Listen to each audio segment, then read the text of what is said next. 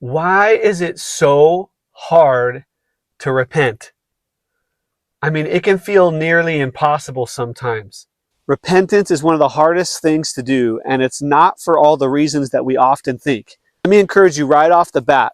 A lot of times it's not because you're so prideful, or I just really want to be stuck in this sin or in this thing that I'm doing. A lot of times we find ourselves actually convicted and not happy about it, but yet when it comes to repenting, it becomes so difficult. Jesus literally began his ministry with these words: repent, for the kingdom is at hand. John the Baptist literally said the same thing when he started his. Repentance is not just feeling sorry for your sin or feeling sorry or guilty about something you've done. That's part of it. But the core of repentance is actually to change your mind and to turn directions, to forsake the thought processes that you had that put you there in the first place. If you're like me, you've struggled with this thought process of how do I repent, just like so many others. And it's not just for people that believe in God. Repentance is difficult for people that believe in God and for people that don't. So why is it so difficult? Friends, the main reason is because repentance is not the beginning step. Telling the truth is. Confession is what ignites the ability to be able to repent, change, and turn direction.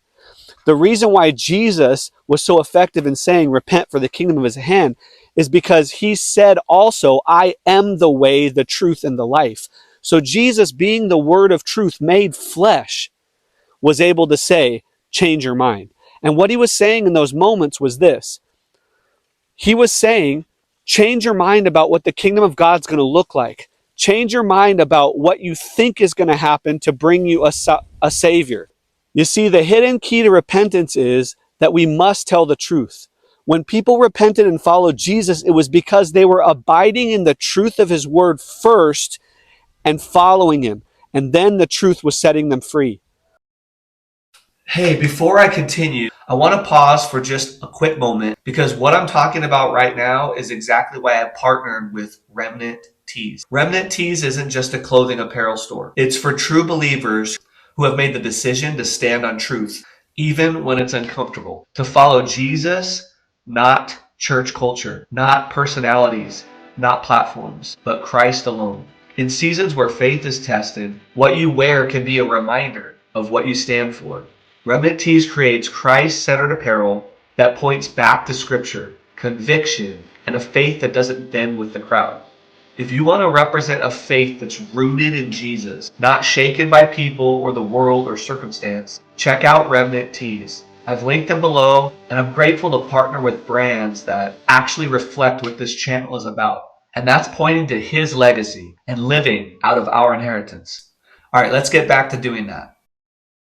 Now, there are ministries out there that have been effective in this, and it can be confusing sometimes. One of those would be like Ray Comfort, who goes and tells people about the 10 Commandments and the sins of their life. And you don't want to lose your life and be damned in hell. You may not be concerned, but I am super concerned because I like you. So you're a lying thief? Yep. Well, it's good to have an honest person in front of me. Okay, so Ian, I'm not judging you, but you've told me you're a lying, thieving, blasphemous, adulterer at heart. And you got to face God on Judgment Day. That's just 4 of the 10 Commandments. If he judges you by those commandments on Judgment Day, you're going to be innocent or guilty. Oh, guilty as hell. And then leads them into repentance. And so oftentimes it can be confusing and look like if we throw their sin in front of them, they'll repent. They'll change their mind. They'll forsake what they're doing. And though that's true, there's actually a key and a reason why ministries like Ray Comfort's works. It's not because we've thrown their sin and someone feels so guilty that they have to repent. If that was true, you wouldn't be watching this video because that doesn't usually work. We can't find and muster up enough strength to just repent. We have to change our mind. And the challenge is, you ready for this? You can't change your own. You must be presented with the truth, and that truth must set you free in such a way that you can change your mind. You see, the challenge with repentance is we need to change our mind, but we can't change our mind to the truth without knowing it. So a lot of times we feel guilty and when we won't repent or say I'm sorry for something, it's because we've been locked into a belief system of lies that it's not wrong, or that we can't do it, or that we can't fix it, we can't change it, because we don't have the truth to replace the lie. Let me give you an example of this with Ray Comfort's ministry. When Ray Comfort talks to someone about their sin, he brings up the things that they have failed at in life that's common to man, whether it's stealing or lying or lusting after a woman, the 10 Commandments. Okay, so Ian, I'm not judging you, but you've told me you're a lying, thieving, blasphemous, adulterer at heart. Those are the truth, and those are the reason that we do need the Savior to pay the price for us. However, I've watched many people on his ministry say, I don't feel guilty about it. I don't feel bad about it. You're going to be innocent or guilty? Oh, guilty as hell. Heaven or hell? Going to hell. Now, does that concern you? Nope. And then it looks like when he's done with his talk, like all of a sudden they feel guilty about it. But here's the key that Ray's doing that is so effective and helping someone to walk through the process of repentance. Multiple times, the majority of the time when someone turns on that, when he's talking to them, it's because he's also comforting them with the truth of who Christ says they are.